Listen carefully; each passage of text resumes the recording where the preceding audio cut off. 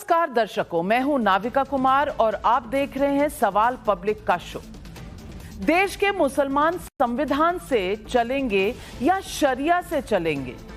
38 साल बाद इस बहस को एक बार फिर नई जिंदगी मिली है।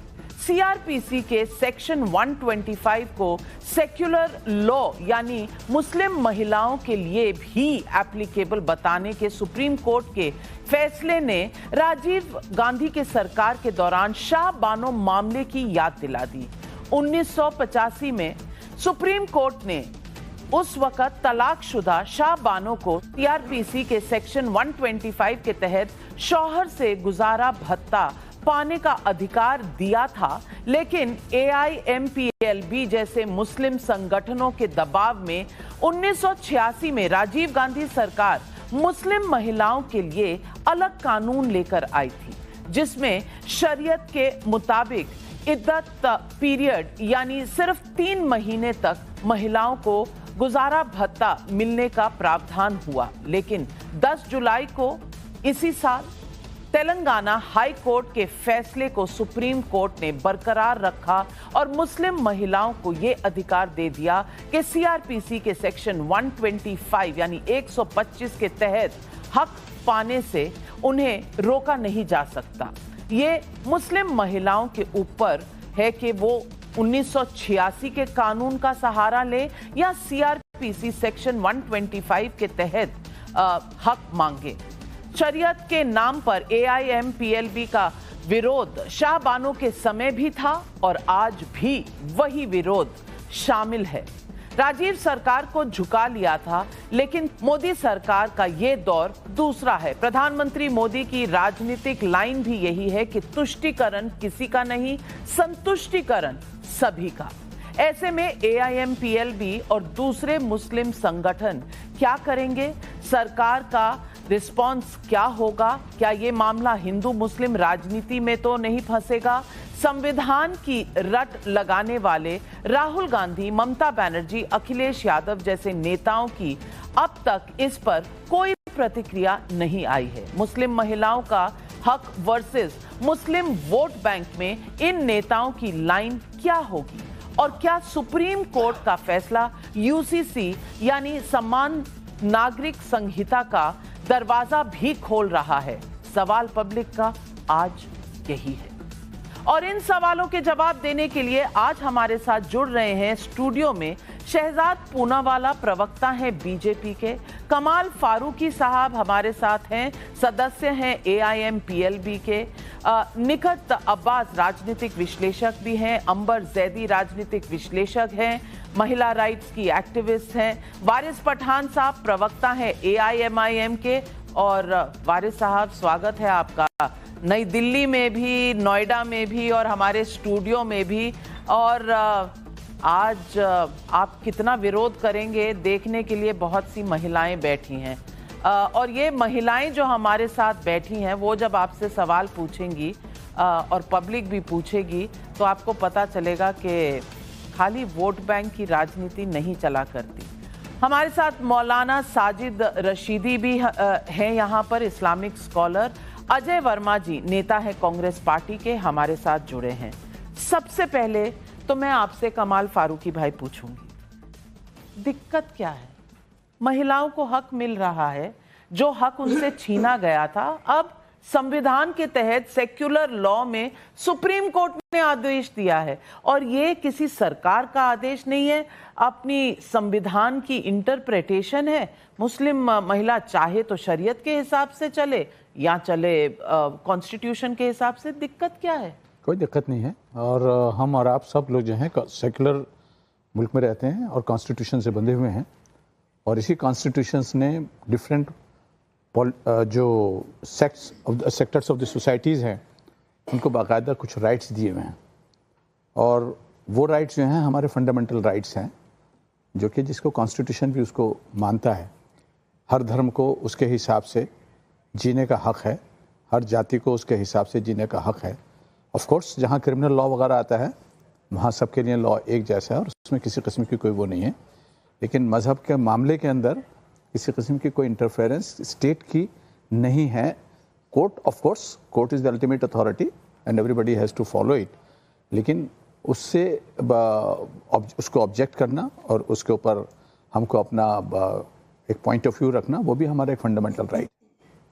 पॉइंट ऑफ व्यू रखना, तो इसमें कौन सा फंडामेंटल राइट आपका फ्लाउट हो रहा है? हो रहा है कि हमको हर मजहब के मानने वालों को उसके मजहब के हिसाब से जीने का, इस मेरे खूबसूरत मुल्क में जीने की आज़ादी है।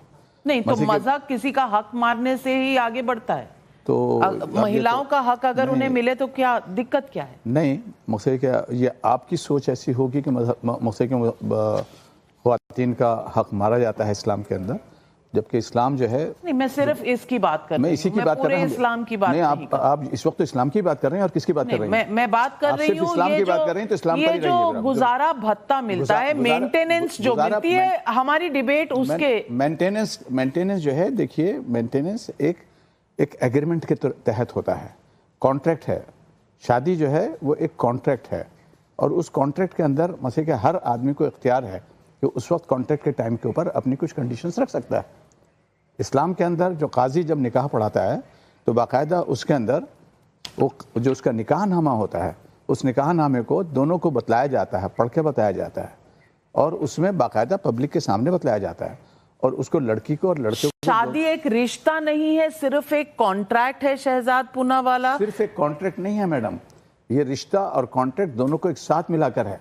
और कॉन्ट्रैक्ट, आपने पहले कहा कि कॉन्ट्रैक्ट है, कॉन्ट्रैक्ट तो हर मैं एक महिला हूं, जिस भी धर्म से आती हूं, मैं समझती थी कि शादी एक रिश्ता है। आप रिश्ता बनाते हैं, आप एक घर बनाते हैं, आप उसमें बच्चे लाते हैं। रिश्ता और कॉन्ट्रैक्ट में फर्क होता है? नहीं, कोई फर्क नहीं होता। रिश्ता, कॉन्ट्रैक्ट भी रिश्ता ही होता है। कॉन्ट्रैक्ट में कोई ऐसी चीज नहीं होती कि जिसमें रिश्ता नहीं होता। आपने तो इमोशन नाम का शब्द ही डिक्शनरी से निकाल दिया। इमोशन की नाम बहुत बात रही, यहाँ बात हो रही है कॉन्ट्रैक्ट की, और कॉन्ट्रैक्ट की बात कीजिए आप लीगैलिटी के अंदर। लीगैलिटी का मतलब यह है कि एक औरत और मर्द के दरमियान में एक कॉन्ट्रैक्ट होता है, जिसको हम निकाह कहते हैं। निकाह नामे के अंदर कुछ कंडीशंस होती हैं, उन कंडीशंस को मुझे एक्सेप्ट किया जा सकता है, रिजेक्ट किया जा सकता है। That's an open secret to everybody. अब उस निकाह नामे के अंदर जो चीज़ बतलाई गई कि हम ये चीज़ों का प्रावधान करेंगे, ऐसा ऐसा हम करेंगे, ये करेंगे, उनका अगर उनका उल्लंघन हो रहा है तो डेफिनेटली वो कॉन्ट्रैक्ट जो है उसमें एक ऑब्जेक्शन होता है, और अगर उसका उल्लंघन नहीं हो रहा है तो कॉन्ट्रैक्ट मानना चाहिए। शहजाद पूनावाला, देखिए, वेदर आप शादी को कॉन्ट्रैक्ट की तरह देखते हैं या उसको रिश्ते की तरह देखते हैं, महिलाएं वस्तु नहीं। सबसे पहले इस बात की गांठ बांध लीजिए। जो साहब बोल रहे हैं, इनके स्टैंड से मुझे हैरानी नहीं होती, क्योंकि AIMPLB का स्टेटेड स्टैंड है कि महिलाओं को मर्दों से कम अक्ल होती है। अब मैं इस स्टैंड के खिलाफ हूँ, ये इसको सपोर्ट करते हैं। ये वैसे मैं देखिए, मैं फारूकी जी, मैंने आपके बीच में फारूकी जी, मैंने, अरे मेरी बात तो हो जाए, इतनी असहिष्णुता मैंने अभी तक ऐसी कोई बात नहीं कहा। मैंने वो कह रहे उन्होंने ऐसी कोई बात नहीं की है की बात। एक सेकंड प्लीज, मैं इस प्रकार की नहीं शहजाद जी, एक मिनट, मैंने आपका बोला ही नहीं भाई। नहीं, आप मुझसे कह रहे हैं ना। नहीं, पर उनका कहना है कि महिलाओं, अरे मैं सब्सटेंशिएट कर रहा हूँ। अच्छा ठीक है, सब्सटेंशिएट कर रहा हूँ। अच्छा आपने नहीं कहा, आप सब्सटेंशिएट, मैंने कहा। ओके, यस, क्या तरीका है ये? मतलब इतनी मैं आपको बता रहा हूँ, आप I will not sit like this. I'm sorry. Farooqui ji, No sir, no ma'am. Farooqui जी, नहीं आप बैठिए ऐसे। I will not sit. नहीं, शहजाद पूनावाला, कुछ बोला ही नहीं है। नाविका जी, आप डिबेट चला लीजिए, मैं भी उठ जाता हूँ। मैंने नहीं ऐसी, नहीं प्लीज, मैं भी आप लोग आए। कम, फारूकी जी, मैं भी किसी की बात सुनने नहीं आया हूँ। मेरे फारूकी जी बैठे ना, इतनी नहीं, वो तो सब जानते। एक मिनट, रशीदी साहब, आप मुझे हैंडल करने दीजिए। शहजाद पूनावाला जी, चलिए, कम अकल किसी महिला की नहीं होती, ये सब जानते हैं, और कौन ऐसा कह रहा है मुझे नहीं पता, लेकिन मुद्दे पर आते हैं। मैं अपनी बात अपने तरीके से रख सकता हूं कि मैं बुली होऊंगा यहाँ पे लोगों से। नहीं, आप बुली मत होइए, पर मैं अपनी बात सही तरीके से रखेंगे तो अच्छा है। मैं किसी से बुली नहीं होने वाला हूँ। शहजाद पूनावाला जी, मैं सवाल ये पूछना चाहती हूँ कि हक नहीं मारा जा रहा, अगर ये दलील दी जाए तो आप इस पूरे मुद्दे को कैसे देखते हैं? मुझे तो लगता है कि आज जो लोग जय संविधान, जय भीम, जय मीम इस प्रकार के नारे लगाते हैं, तो संविधान के तहत सुप्रीम कोर्ट ने यह फैसला दिया है, और सुप्रीम कोर्ट ने तय किया है कि मुस्लिम महिलाओं को एक ऑल्टरनेटिव अधिक विकल्प मिलेगा सेक्शन 125 सीआरपीसी का।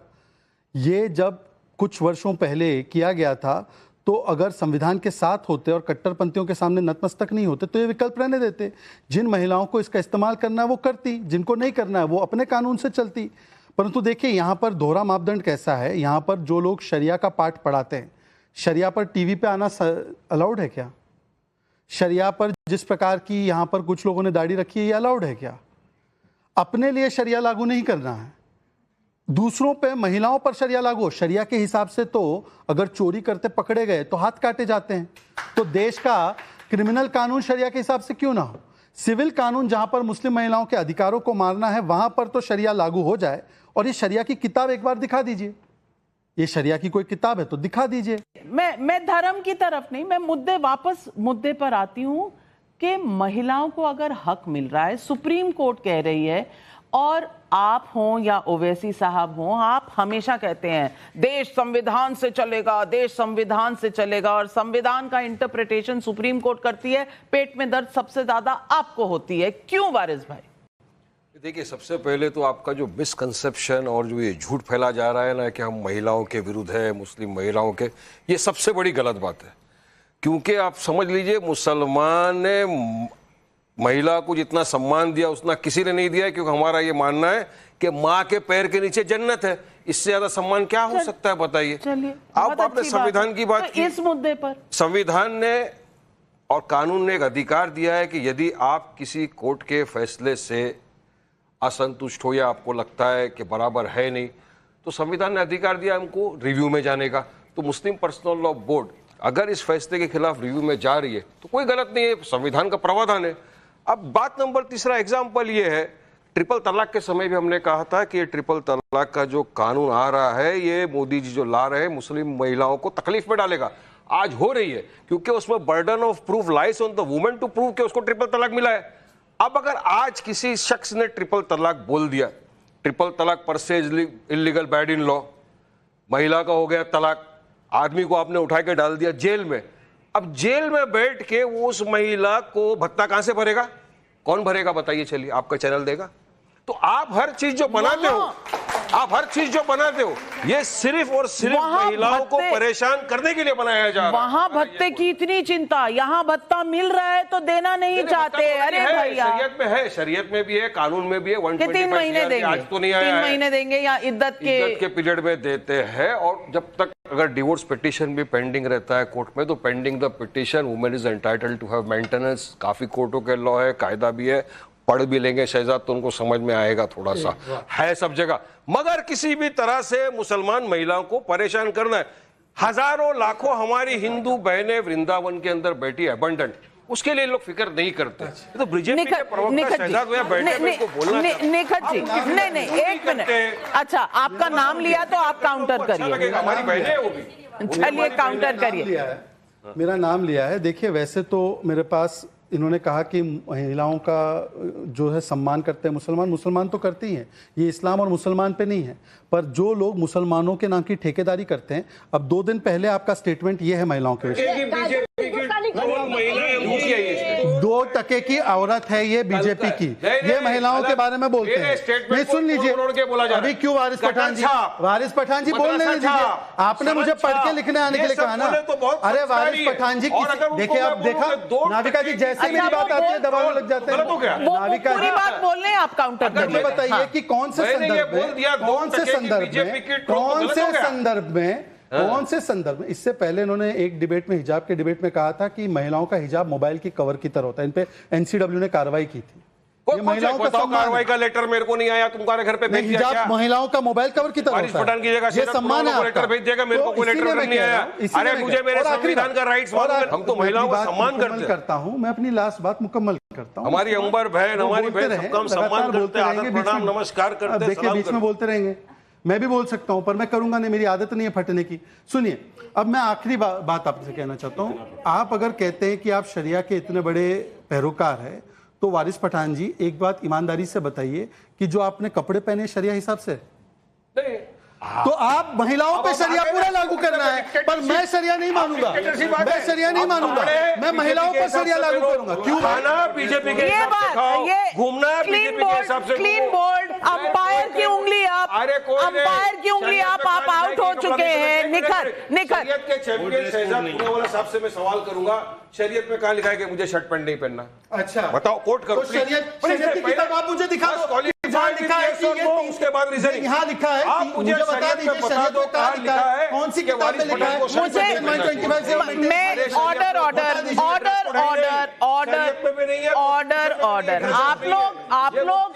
आप लोग महिलाओं को बोलने देना ही नहीं चाहते। मैं आप पर ये इल्जाम लगाऊंगी। तो हिजाब पहनने के लिए महिलाओं को क्यों बोलते हैं? चॉइस ये चॉइस संविधान ने दिया है। निखत मेरे 2-4 सवाल हैं। मैं पहले पूछना चाहती हूँ, माँ के संविधान ने इजाजत दिया है। नहीं, Waris Pathan is caught on the camera, he said कि बुर्खा पहनना, हिजाब पहनना वो चॉइस है, लेकिन कोर्ट ये कह रहा है, एक सेकंड वारिस भाई, एक सेकंड, लेकिन कोर्ट ये कह रहा है कि तुम गुजारा भत्ता लोगी या नहीं लोगी वो तुम्हारी चॉइस, उसमें शरिया आ गया, उसमें शरिया आ गया। अच्छा, एक दे रहा है वारिस भाई, ऑलरेडी आपने मेरा नाम बोला तो मैं नहीं बोली, मेरी बात सुनो। अरे माय सिस्टर लिसन, सुनिए, अब मेरी बात नहीं, ऑलरेडी अलाउड है। नाविका जी ने किसी के बीच नहीं बोली, तो लेडीज फर्स्ट बोलने तो दीजिए, उसकी चॉइस तो सुनने दीजिए। कड़वे सवालों के जरा मीठे जवाब देना। अब मुझे एक बात बताओ, यहाँ पर बात हो रही थी हक की, महिलाओं को हम हक देते हैं, हक कहाँ का हमारा? आपने एक आम बच्ची जो हिंदुस्तान में रहती है, पढ़ती है, लिखती है, खाती है, पीती है, सोती है, 18 साल की शादी उसकी होती है, लेकिन मुसलमानों में आपने हक मारा 3 साल का, 15 साल की छोटी सी बच्ची। क्यों? क्योंकि प्यूबर्टी एज आ गई। छोड़ो, एक आम बच्ची, सुनिए, अरे वारिस भाई सवाल तो नहीं होता है, सवाल तो सुनिए, अभी बोलने दीजिए। मेरे पास डेटा है, हिमंता जी ने कहा है कि वो असम में लॉ लेकर आ रहे हैं जो सवाल सुनो मेरा, हिंदुओं में हो रहा है। नहीं, वारिस भाई,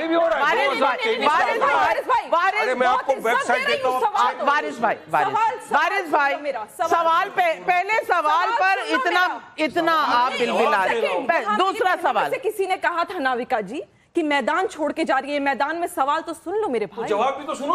अरे सवाल पहले पूरे जवाब सुनने की सवाल पूरे तो होने दो। वारिस भाई, मैं आपको जवाब का पूरा समय दूंगी। सवाल नंबर 1 आपसे पूछा, सवाल नंबर 2, सवाल नंबर 2। यहाँ पर किसी, ऐसा नहीं कि मेरी बहनों को नहीं पता, पूरे मुसलमान कौम जानती है, पिता की संपत्ति में भाई से आधी संपत्ति मिलेगी, जहां मेरी हिंदू बहनों को आधा अधिकार मिलता है, वहां आपने मेरा हक मारा, आपने मेरा हक मारा। एक सेकंड, क्यों ऐसा? तीसरा सवाल पता चलेगा।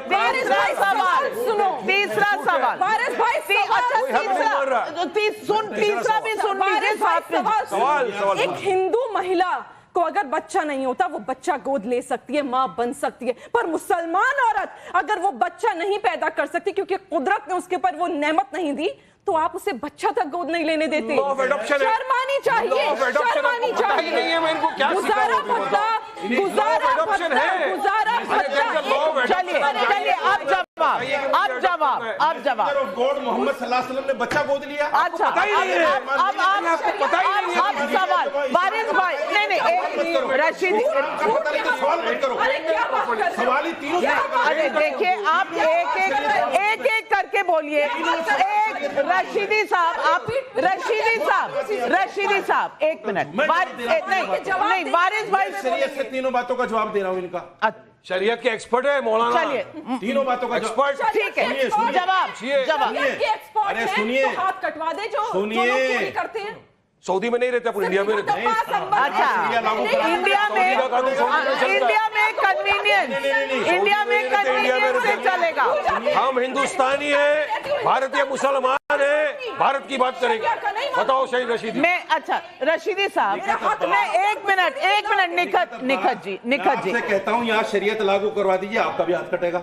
करा दीजिए लागू, कराइए लागू। वो तो आप कह रहे हैं, आपका भी हाथ कटेगा। वो तो आप कह रहे हैं, और आप पर भी जिना की हद लागू होगी, आप पर सारी चीजें लागू होंगी अगर शरीयत होगा तो। पर आपको, लेकिन यहाँ नहीं, एक मिनट, आपका पहला जवाब, आप निखत, मिनट, आपका नहीं रशीदी जी, एक सेकंड, नहीं नाविका जी, ये पर्सनल में नहीं हुआ, पर्सनल में नहीं हुआ। झूठा कह दिया, मुझे झूठा कह दिया।